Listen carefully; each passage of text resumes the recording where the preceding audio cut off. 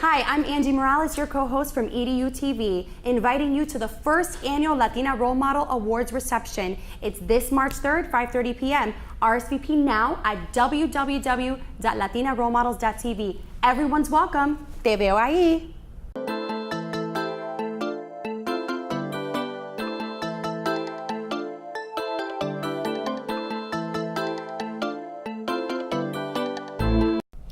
Good evening and welcome to another edition of EDuTV. I am your host, Greg Perkins. Angela Morales. My esteemed colleague. Tonight, guys, we're going to try something different. We are still going to have our guests. Next week, we are going to have a school board, a young lady who's running for school board, but she's part of the opt-out movement. So she'll be on next week. But we also are just going to kind of talk about some things that are into news. So what's our lineup for tonight, Ms. Morales? So tonight we'll be discussing a new Florida bill, students learning at their own pace. We'd like to know what some of our viewers think about this. A teacher protest is taking place this month. The rally in Tally. The Tally rally, high stakes testing rally. Yes. Charter school fundings, and our new What's Up With That segment. Yes, and we are also adding a Did You Know, and in that segment, we'll be discussing things that parents can use, teachers can use, a lot of neat websites out there, a lot of scholarships, a lot of financial aid information for parents. So, what are we going to start with? Florida bill. Okay, there is a bill that's being proposed. Okay. They're talking about this. What they're saying is that this bill will allow students to learn at their own pace. Okay. And it's mostly going to benefit high school students. I forget the senator who's proposing it, but basically they're going to run a program this year. They are going to allow students that once they complete or they're able to ace an exam, they can go on to the next subject. Now, is this done online or is it classes available to these students? I have not read the details of the bill, but I think it's going to be a combination of both. Okay. And this is what they're thinking about. Let's say a kid is in the 8th grade, he's taking Algebra 1. Let's say he passes Algebra 1 at the end of December instead of at the end of the school year. Move them on. That's right. What they're saying is that that kid does not have to wait for the rest of the class. Now, they're probably going to run into some logistics with that. So that's why I'm thinking you're right, that it may also be computer based. Right. Because that kid's still going to have to report to somebody. I mean, it sounds good to me in a sense because we do, in essence, hold back some of the higher students that are able to move on, and maybe they're higher in one subject area and in another subject area they just need some more support. You also have students that need extra time, so they have the opportunity to go further in some subjects that they need to go further and have the help that they need in the subjects that they're still struggling in. Yeah, education is really changing. I read a book written by Salman Khan. He's the guy that started Khan Academy, right? Very popular. And he went to MIT. And you said, you know what he and his cousin did? When you go to college, they just hand you, say, hey, here's what we're going to learn this semester. And at the end of the semester, we're going to take a test on all these things. Yep. He and his cousin skipped class, but they didn't goof off. They skipped class. They already had the syllabus. Right. They already knew what to do. So they worked ahead of the teacher. So that's kind of what this bill is probably proposing, because you'll meet some kids. There are some kids who are self-motivated, not a lot. I see a lot more motivation in this generation. Maybe it's because children are exposed to technology at such an early age now.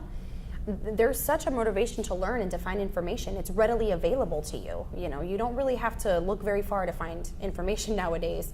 They don't even know that, I think. It's just like second nature to them now. But you're a teacher, what do you think about that? I mean, do you think that's... Pros and cons, I mean, it depends. I know in college they have online courses. I took online courses in college, and if I wanted to skip ahead what we were doing that week, I just did more modules or I turned in extra work.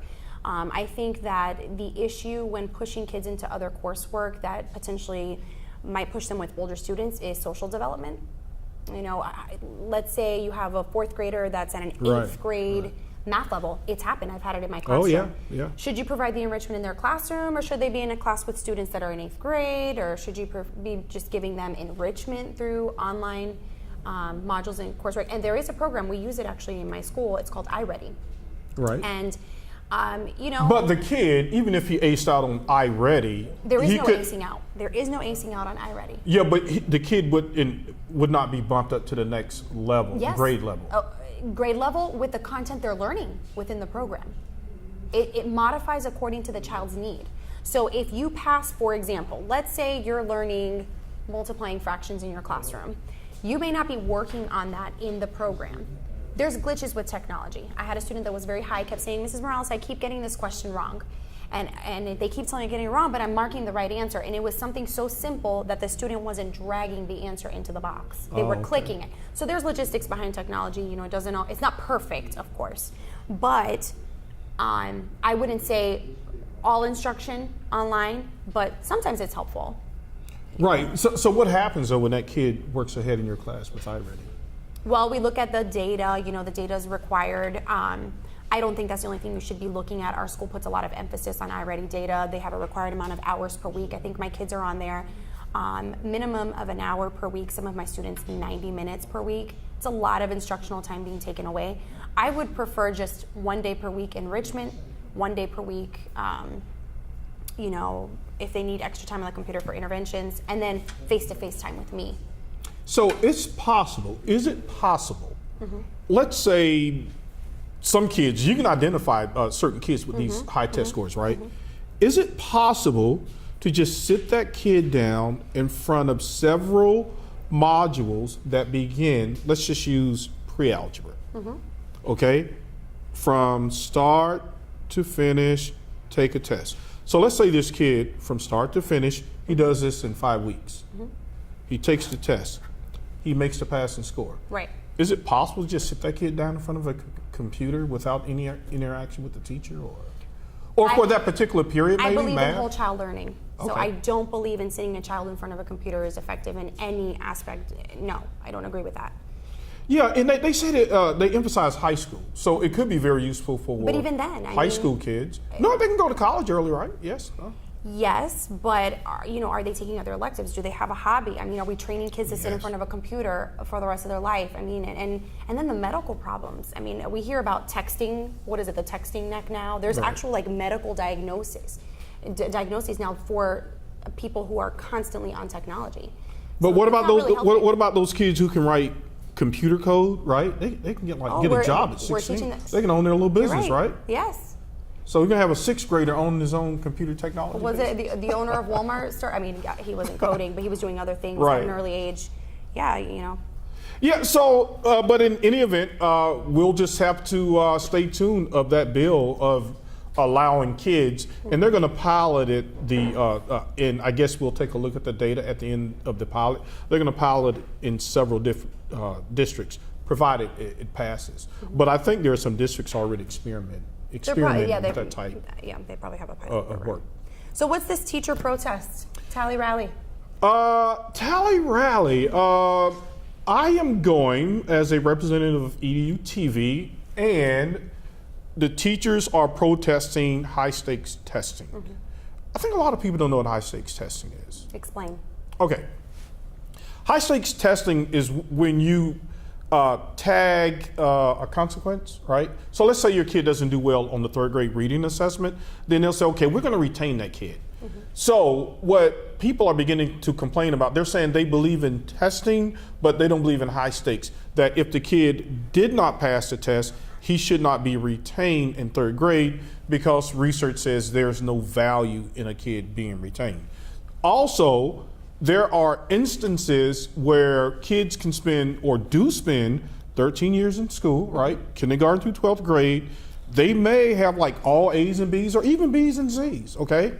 Well, if they don't pass That algebra, if they don't pass reading, and eventually they're going to get to science. If they don't make certain scores, then they will deny that kid a regular high school diploma, okay? So a lot of groups like Opt Out and the Teachers Tomorrow, they're saying it's okay to test, but don't tie the consequences. Don't make it so that here's a kid who spent 13 years in school and now he can't pass this test. You're going to say he doesn't deserve a regular high school diploma? And you can't get into college with that. No, you can't. And the other issue, and we had talked about this as well on last week's show, is before the new cut scores came out, the ones that were proposed, it was like 50% of Orange County public school students weren't going to be able to get a diploma, which is it's crazy. But not just that, not just emphasizing high stakes testing. These kids test so much. As a teacher, I create assessments that I feel align with the standards and I feel align with what I've taught, and they're fair, they're developmentally appropriate, and they meet my standards. Then in addition, my county provides me benchmarks. And then in addition, we have the FSA. I mean, how many tests do you really need? And some of my students do wonderful on their class tests and everything, but on standardized testing, for whatever reason, maybe the format that it is or the way the questions are asked, they don't necessarily do well. And that's like their label now, because they didn't do well on that one specific test. It's silly. Yeah, and there's been a lot of movement. I don't know if it was you, I was talking to somebody, and they were saying that opt-out was ahead of the teachers because teachers are normally afraid you guys are going to be fired, so you don't stick your neck out there. And they have a lot of information. I mean, I learn a lot from opt-out updates, honestly, and I talk to a lot of opt-out Sandy, I talked to her, I have other friends that are opt-out, but they have a lot of information that teachers yet don't know, because they are advocates and this is what they're doing full-time. They're finding this information. Oftentimes we find out once it's implemented and once they tell us to do it. Yeah, I mean, I'm okay with high stakes testing because at some point you do. However, I don't think that if a kid spends 13 years in school, okay, that kid should be given a regular diploma. But if he made C's, I mean, we at least made C's. You know? Hey, studies show that some of the most successful people were C students. Donald Trump, multimillionaire. Right. By the way, I believe has either ADD or ADHD. Lots of creative people. Right. That's why you shouldn't say we're going to retain you if you don't. They should look at other measures or make them equitable. So what you're telling someone is because you didn't get a certain score on this standardized test, you cannot go to this particular college or you cannot get this particular preparation because essentially you will not be good at it. Oh, I don't believe in that. I don't believe that. And I feel bad for the kid. Absolutely. That you're going to go on a graduation walk with your kids, with the rest of your classmates, right? But in your head, you know that your diploma is not going to, that's kind of torturous. That's sad. But you know what? And we have about a minute and 30 seconds left, and then we'll discuss the other topics on the other side of this. What started happening here, and this is a dark secret in Florida that you guys don't know, right? These kids who don't qualify for a regular high school diploma in a traditional high school, there are diploma mills where you can go to an online school and get your regular Florida high school diploma. Huge business. I'm talking about there are companies out there that are making millions of dollars. So we're defeating the purpose. Like, we're punishing the kid, and then as a result of that, you created a whole other industry of people who just say, hey, get on the computer, take a thing, and I'll give you a diploma. So why don't I just give you $250? Well, not everybody can afford to go to a private school and get, or find a loophole, if you want to call it that. Right. An alternate route to get their diploma. Right, and our job is to inform. We always have the latest information, so you definitely want to tune in every Tuesday at 9. What do we have coming up in the second half, Ms. Morales? Second half, we have this new segment, What's Up With That? What's up with that? Might be some good stuff, might be some crazy stuff, you don't know. There's a lot going on nowadays with teachers. Okay, catch us on the other side of this break. We'll be right back. Hi, I'm Angie Morales, your co-host from EDuTV, inviting you to the first annual Latina Role Model Awards reception. It's this March 3rd, 5:30 p.m. RSVP now at www.latinarole-models.tv. Everyone's welcome. Te veo ahí. Are you proud to be Hispanic? Hispanics in Florida now have the first Hispanic car license plate in the United States. Be a proud Hispanic. Put the Hispanic plate on your car. I want to be a doctor. I want to be a scientist. I want to be an engineer. I want to be a police officer.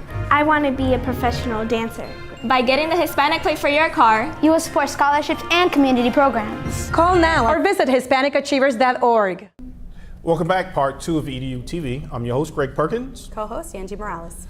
Okay, we talked about the teacher rally tomorrow in Tallahassee. We talked about, in the first segment, we talked about students being able to work at their own pace. There is a bill being proposed.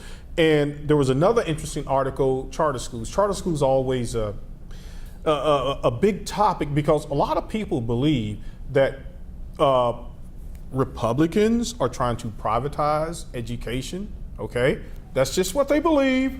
We're not conspiracy theorists on this show, but they believe that charter school organizations are trying to privatize public school education, and we'll lose all of our great teachers like Miss Morales here, or you'd be working for a charter school. Hey. Okay. All right. So, charter school funding is up. The big thing is that they want to make charter school funding equal to what it is for public schools. What do you think about that? Well, what I really think about it? Yes.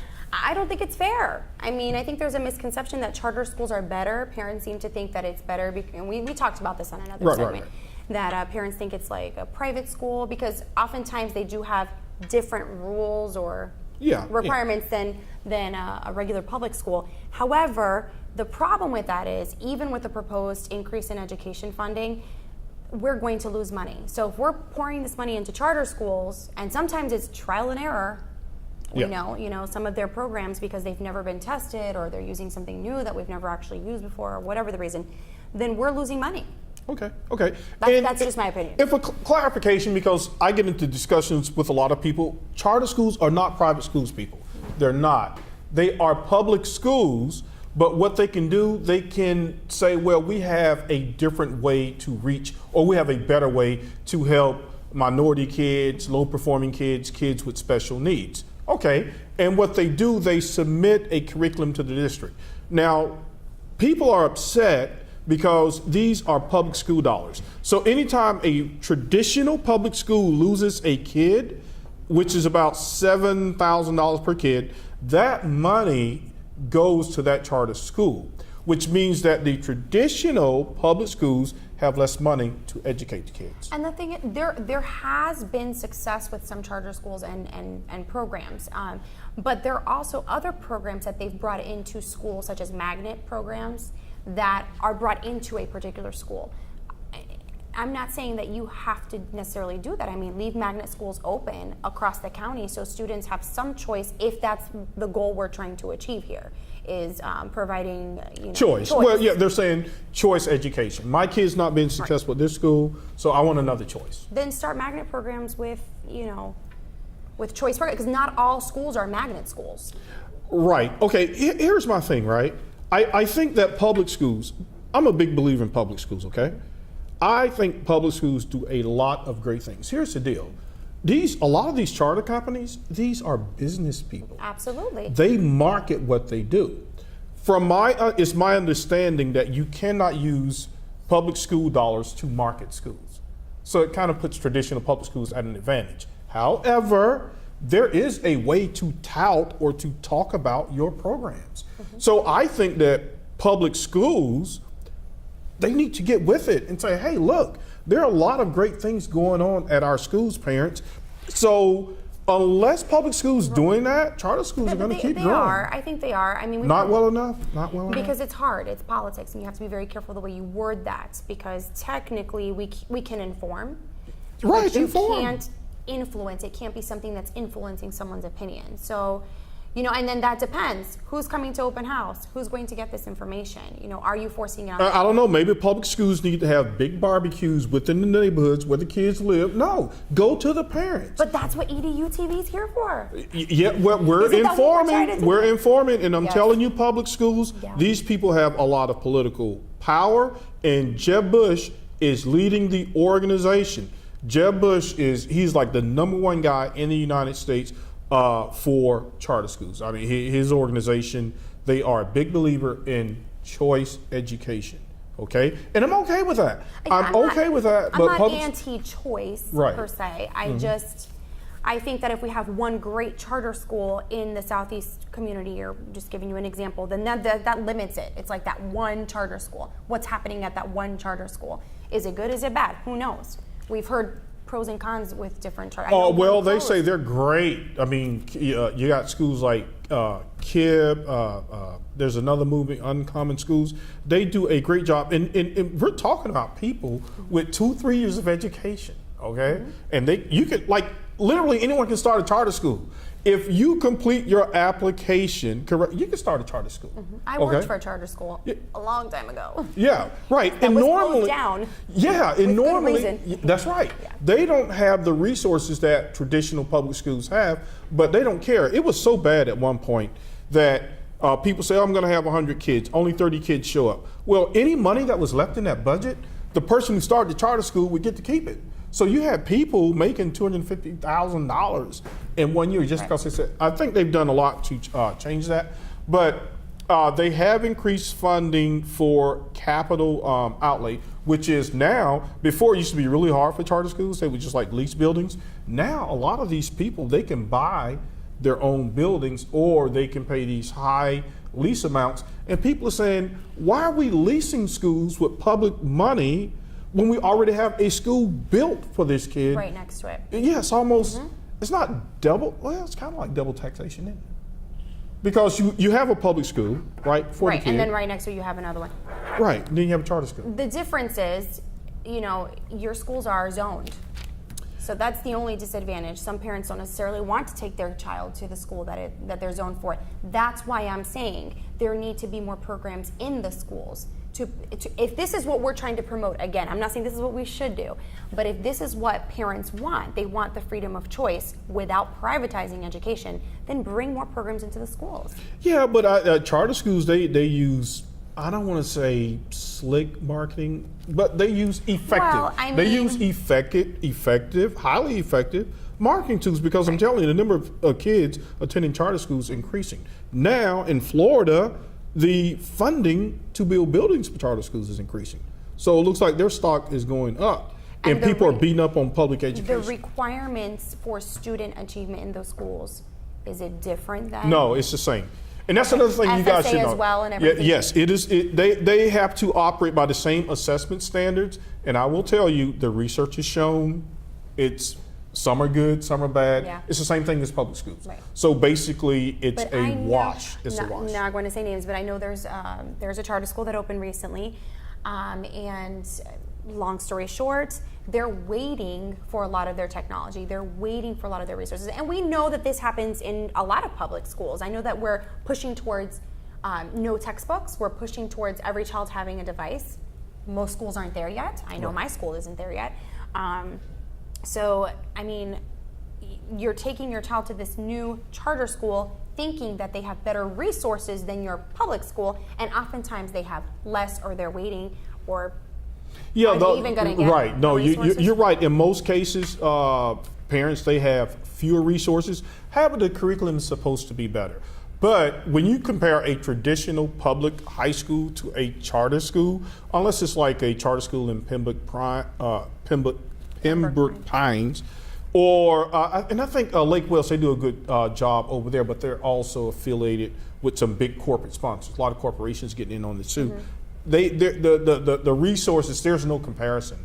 I mean, the facilities, especially in Orange County, the public schools are just outstanding. I mean, just outstanding academic facilities, technology, and sports.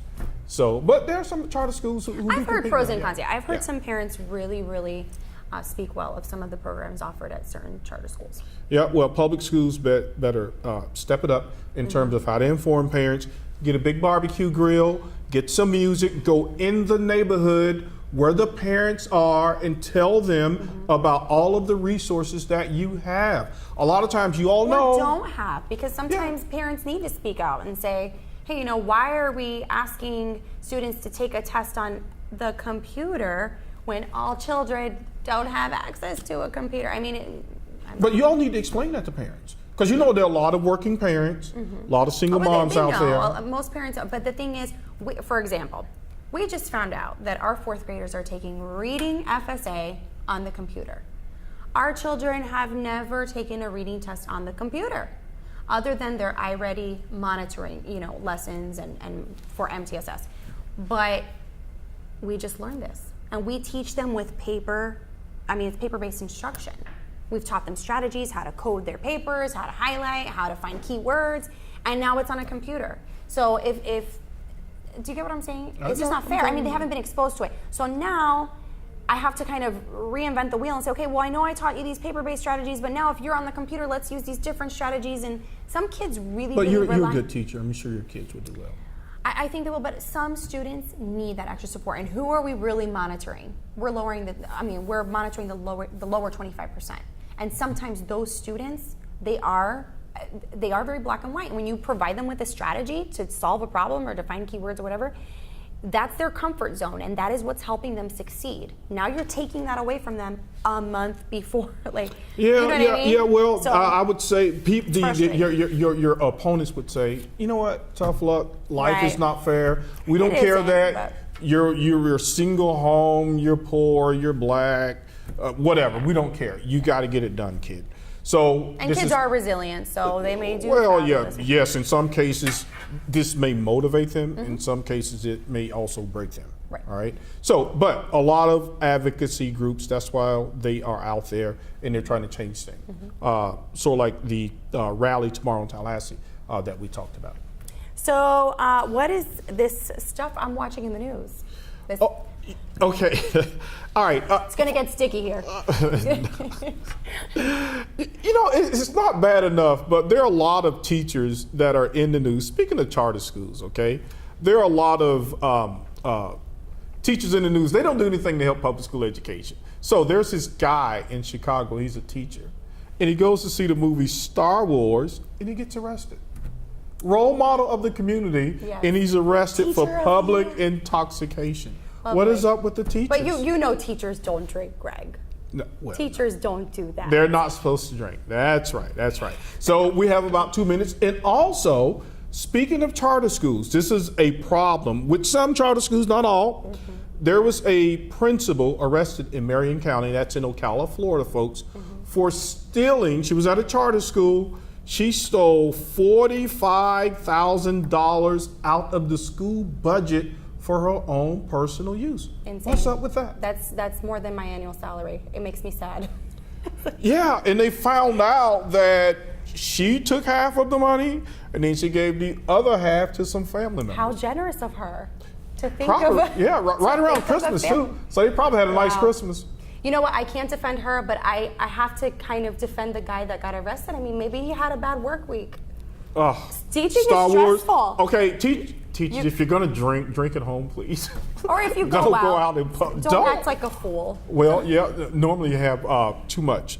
Okay, Wear camouflage. right. Or, you know. Right, so that's our What's Up With That segment, Teachers Stay Out of Trouble. Now, we also, we added a new segment, Things You Should Know, okay? Did you know? I'm sorry? Did you know? Oh, I'm sorry. Did you know? Parents, did you know? Okay, we talk about poor kids, we talk about single mothers. Did you know that if you have like a really, really bright child and they're like really smart, that they can go to these elite private schools for little cost or just free? Schools like Stanford, Yale, Harvard. So contact us here at EDuTV, okay? Website gregedutv@gmail.com, and I can give the name of the website is called Quest Bridge. And if you have a really bright child and they just want to go to one of these really expensive elite schools, they can. I saw one school, maybe you can go to Stanford, like $3,000 a year, and I think financial aid don't Now, cover that. for them to get this benefit, is it through FAFSA? They have They sign have up to be through FAFSA? academically qualified, and we're going to take that up on another show. Thanks again for joining us on EDU TV. Good night. Good night.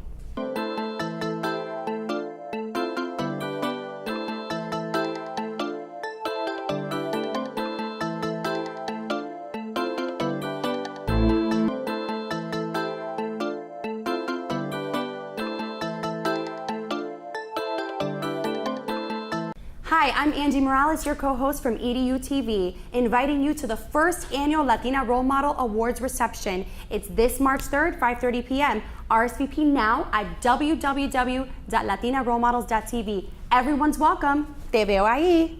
Are you proud to be Hispanic? Hispanics in Florida now have the first Hispanic car license plate in the United States. Be a proud Hispanic.